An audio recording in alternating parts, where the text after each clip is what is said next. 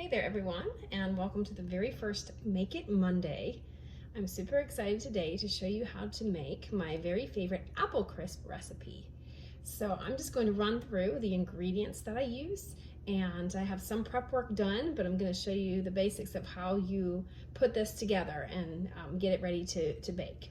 So for the crisp topping, so this is the crumble that you sprinkle on top. These are the ingredients that you need.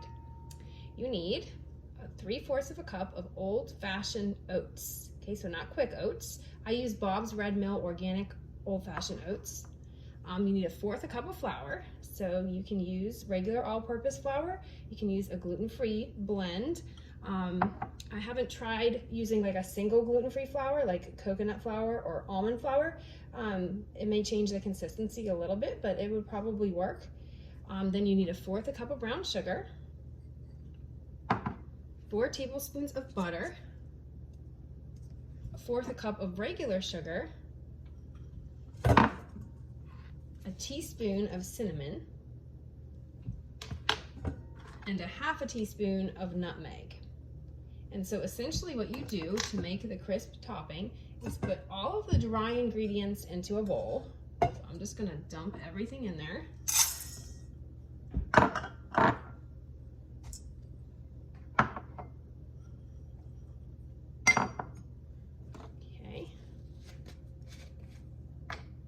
Gotta make sure you put your fall spices in there. Cinnamon. Half a teaspoon of nutmeg. Okay, and then I just get in there and I just mix it with my hands. My hands are clean. Especially if you're using brown sugar, it gets clumpy, so it is good to make sure that that is broken up. And then you're gonna need something to wipe your hands for sure. So I've added all the dry ingredients. My only ingredient left is the butter.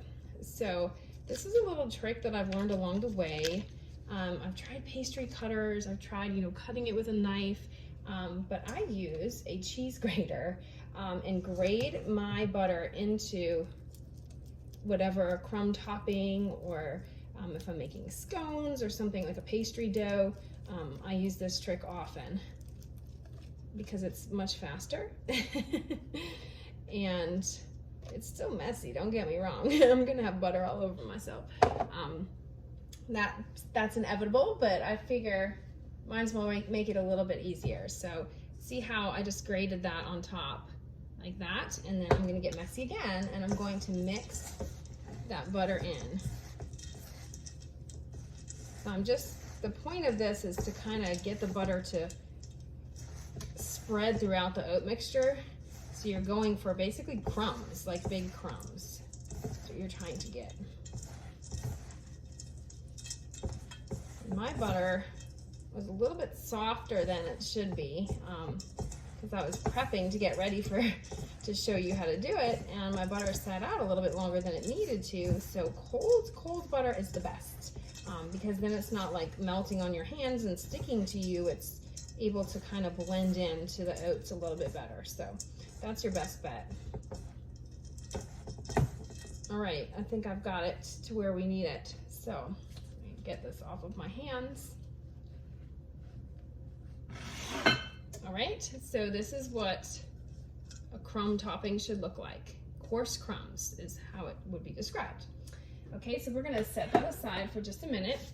And now we are going to prep our apple filling. So for that, you need 6 apples. I have already cut 5 of them just to save some time. And you're gonna need 2 teaspoons of lemon juice. I highly recommend fresh lemon juice. 1/2 cup of brown sugar. So lots of sugar. And then 3/4 is only 1/4 of it of regular sugar. 1/4 cup of flour again. And then another 1.5 teaspoons of cinnamon. Okay, so for this part, we need to mix up all those ingredients that I just said. And then we're going to coat the apples with it. But I'm going to show you first how I clean and cut my apples. I like to leave the skin on my apples because there's nutritional value to the skin.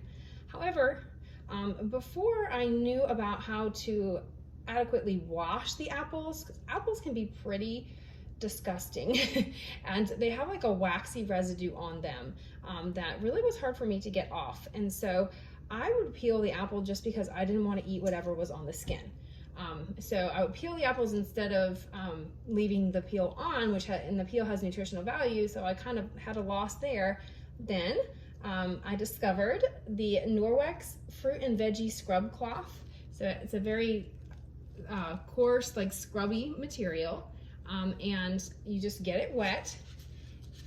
And when you scrub the apple, it takes, like I can feel the difference. It takes all that waxy pesticide residue off of your apples. And so that was a huge help to me because now I can use the skin on my apples, which I would have tended to want to do, but didn't, just because of that residue. Okay, so let me see if I come get this situated. Okay. All right, and so I am cutting my apple on my cutting board. So I have to show you this because this is also a Norwex cutting board. It is made out of rice husks. So it is just different. It is not wood, it is not plastic. It doesn't get scuffed up with a knife, which always worried me too, because I'm like, where does that plastic that gets cut off go? Is it in my food? So it's a really hard, sturdy material, but it doesn't get cut or nicked at all. It has a really cool drip tray here. We're not going to deal with drips with apples, but watermelons and other things, that comes in handy. And it has a very nice silicone grip on the back, so it doesn't move and slide around on me. So one of my favorite kitchen tools is the cutting board. So I just use my cutting board and use a knife and I slice up my apple. So I just cut it in half. So some people use the apple slicer, and I have one, but for whatever reason, I just like to, sometimes it'll miss the core and then there'll be seeds and then I'm like cutting it anyway. So I am just kind of old-fashioned knife person when it comes to cutting my apples. And I have cut a lot of apples in my day. I did lots of applesauce canning and things in earlier days. So I know how to cut an apple. You just slice it up into, good size slices. Okay, and so I already did, this is a total of 6 apples. I already did 5 in my bowl right here. Just to save some time.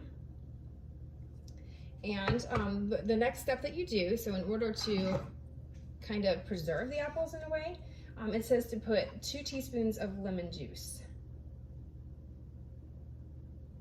So I'm just sprinkling 2 teaspoons of lemon juice on there. Okay, and then I'm gonna kind of mix that around, get my hands dirty again.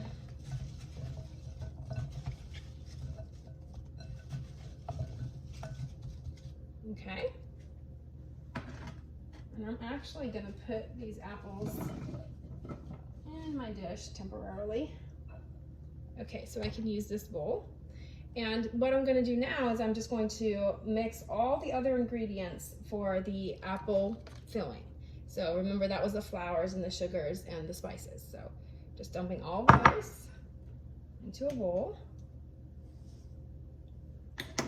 That was 3/4 of a cup, so I had a 1/4 and a half. All right, and then we need, okay, it's just cinnamon for this one. We don't put nutmeg in the actual filling. So 1 1/2 of the cinnamon. I'm gonna get my hands in it again. Because of that brown sugar, I wanna make sure that it's not chunky. I mean, brown sugar is good, but I don't wanna bite like clumps of it. I want it to be uniformly mixed in here.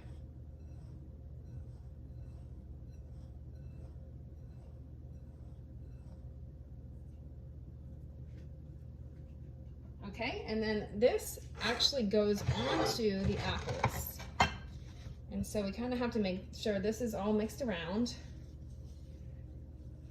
in the apples.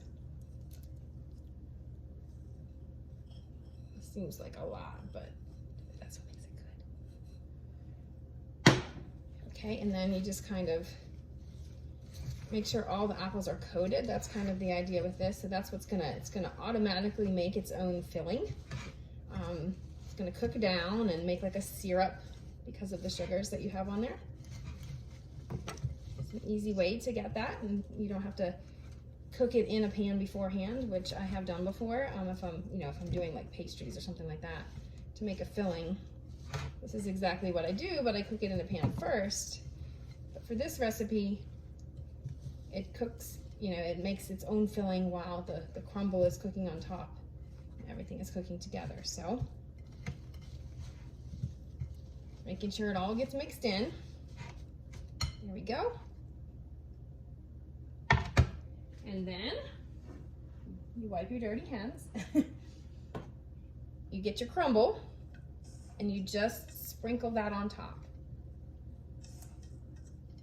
And so I tried to, not worry about hiding every single apple, but just making sure that it's spread out enough so that when you bite into it, you definitely get some of, when you scoop it out, you definitely get some of that crumble. Doesn't have to be perfect.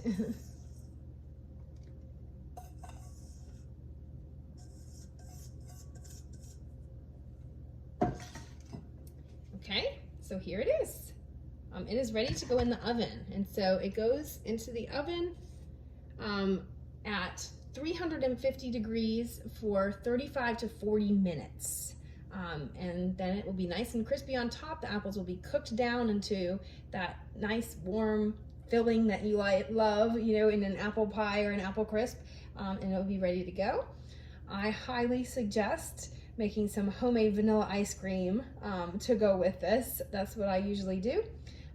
It's delicious. So I hope you enjoyed learning how to make my very favorite apple crisp, and I hope that you can make it and enjoy it yourselves with your families and your friends. You guys have a great day. Bye.